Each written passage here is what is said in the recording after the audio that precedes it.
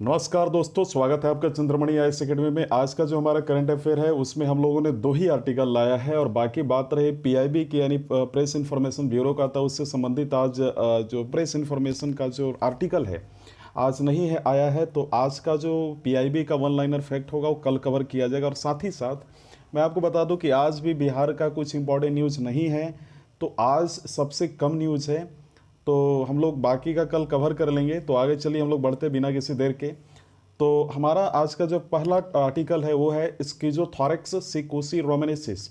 Right, ये थोड़ा सा प्रोनाउंस करने में बड़ा डिफिकल्ट है, लेकिन इससे हमें कोई मतलब नहीं होना चाहिए। We have no any means to like pronounce. तो चलिए हम लोग आगे बढ़ते। आज का जो हमारा ये जो आप यहाँ पे देख सकते हो ये एनवायरमेंट से संबंधित है। राइट, क्या न्यूज़ है इस बारे में जानते हैं दोस्तों। हाल ही में यह अरुणाचल प्रदेश में खोजी गई मछली की एक प्रजाति है। राइट, साथ ही साथ मछली की प्रजाति जीनस सीजोथोरैक्स से संबंधित है। राइट, आपको यह ध्यान देना, आपने साथ पढ़ा होगा इन्वायरमेंट में और साथ ही साथ साइंस में आपने पढ़ा होगा।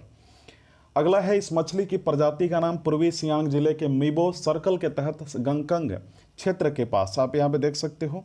राइट, गंगकंग क्षेत्र के पास नदी सिक्कू, you can see here, and और सरूम के नदियों के नाम से लिया गया है जहां यह पाया गया था। तो ये तो आपने देखा। साथ ही साथ अगला जो हमारा न्यूज़ है काफ़ी इंपॉर्टेंट है, 10th शेड्यूल। राइट, यानी ये कौन सा न्यूज़ हो गया दोस्तों, आप यहाँ पे देख लो। सबसे इंपॉर्टेंट चीज़ 10वीं अनुसूची। अब इसके बारे में थोड़ा सा हम जानेंगे। पॉलिटिक्स यानी भारत की राज्य व्यवस्था से संबंधित है।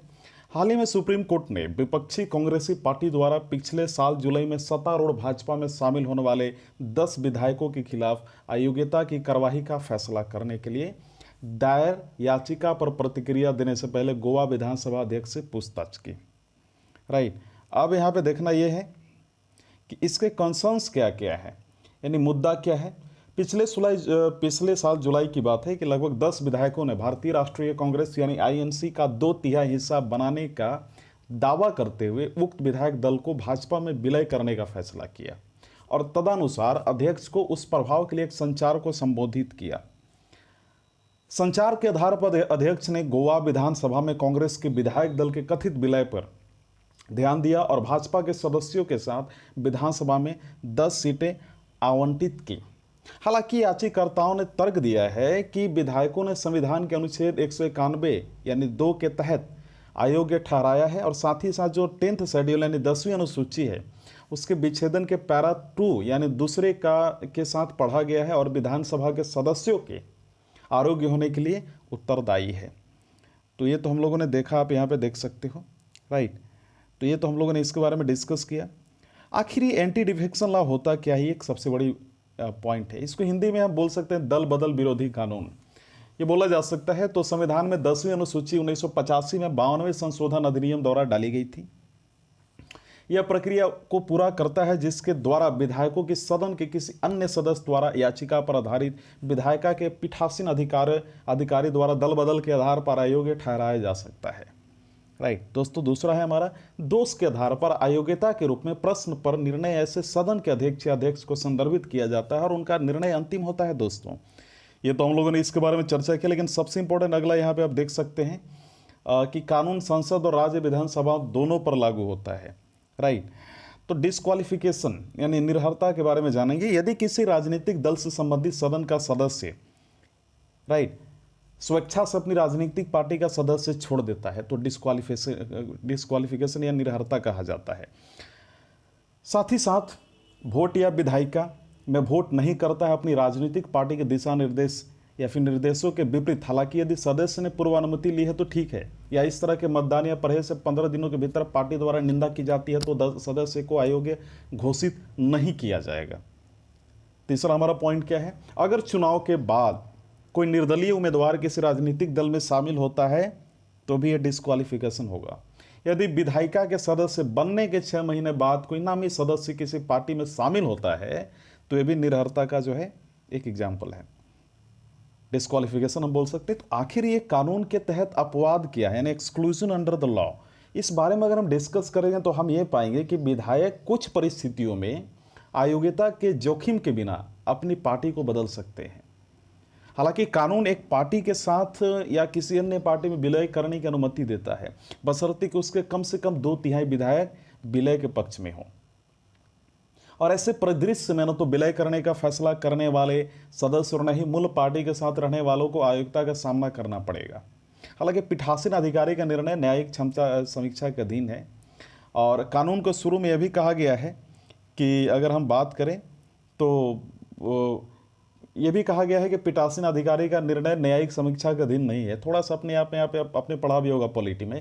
तो 1992 यानी 1992 में सुप्रीम कोर्ट ने इस शर्त को खारिज कर दिया, जैसे उच्च न्यायालय और उच्चतम न्यायालय में पीठासीन अधिकारी के जो फैसले होते हैं उसके खिलाफ अपील की गई।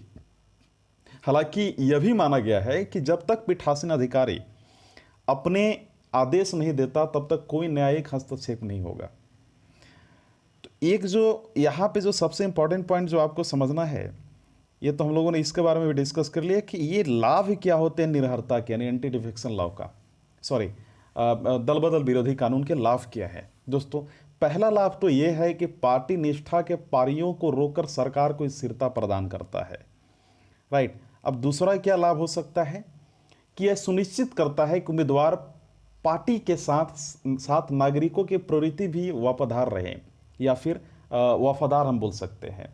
तीसरा में जो इम्पोर्टेंट है कि पार्टी अनुशासन को बढ़ावा देता है। चौथा यह क्या है कि विरोधी दल बदल के प्रावधानों को आकर्षित किए बिना राजनीतिक दलों के विलय की सुविधा जो है प्रोवाइड करता है। पांचवा, राजनीतिक स्तर पर अगर बात की जाए तो राजनीतिक स्तर पर भ्रष्टाचार को कम करने की उम्मीद यहाँ पे होती है। छठा जो होता है कि एक सदस्य ने दूसरे पक्ष के दोषों के खिलाफ दंडात्मक उपाय के लिए प्रदान करता है। अब यहाँ पे समझना है काफ़ी इंपॉर्टेंट चीज़ कि कानून द्वारा उत्पन्न चुनौतियों को दूर करने के लिए विभिन्न सिफारिशें भी की गई हैं। आप यहाँ पे देखो, पहले an assortment of recommendation to concur the challenges pretence by the decree यानी लॉ। अब इसके बारे में हम लोग थोड़ा डिस्कस करते हैं। बहुत ही इंपॉर्टेंट पॉइंट है दोस्तों। चुनावी सुधार पर दिनेश गोस्वामी की समिति है, यहाँ पे आप देख सकते हो। तो उन्होंने उस कमेटी में ये बोला गया था कि अयोग्यता निम्नलिखित मामलों तक सीमित होनी चाहिए। एक सदस्य स्वेच्छा से अपनी राजनीतिक पार्टी के सदस्यता छोड़ देता है, एक सदस्य वोट देने से वंचित हो जाता है, या अविश्वास प्रस्ताव या अविश्वास प्रस्ताव में पार्टी व्हिप के विपरीत होता है। तो राजनीतिक दल तभी व्हिप जारी कर सकते थे जब सरकार खतरे में थी। अब दूसरा कौन सा है कि विधि आयोग यानी 117वां जिसको हम बोल सकते हैं 170 जो रिपोर्ट है उसके बारे में यहाँ पे चर्चा की जा रही है। तो यहाँ पे समझना आपको ये है कि लॉ कमीशन के बारे में हम लोग बेसिकली चर्चा कर रहे हैं, विधि आयोग के बारे में, कि ऐसे प्रावधान जो छूट को हटाते हैं और अयोग्यता से विलोपित किए जाते हैं। पूर्वी चुनाव मोर्चों को दल बदल विरोधी राजनीतिक दलों के रूप में माना जाना चाहिए, और राजनीतिक दलों को व्हिप जारी करने को केवल उन मामलों में सीमित करना चाहिए जब सरकार खतरे में हो। ये लॉ कमीशन ने ऐसा बोला था। लेकिन इलेक्शन कमीशन का क्या इसमें रोल है, हम लोग देखते हैं उन्होंने क्या इंटरवेन किया। उन्होंने बोला, इलेक्शन कमीशन ने, कि 10वीं अनुसूची के तहत निर्णय राष्ट्रपति राज्यपाल द्वारा चुनाव आयोग की बाध्यकारी सलाह पर किए जाने चाहिए, ऐसा इन्होंने बोला। तो ये तो हम लोगों ने बेसिकली देखा। आप इसका हिंदी का जो संस्करण है चंद्रमणि आईएएस एकेडमी के ऐप से डाउनलोड कर सकते हैं, और आप यहाँ पे देख सकते हैं कि there is no any article from PIB, it will cover tomorrow. PIB का कोई लेख नहीं है, कल कवर होगा। धन्यवाद। आपको उम्मीद है कि ये वीडियो पसंद आएगी। वीडियो देखने के लिए धन्यवाद दोस्तों।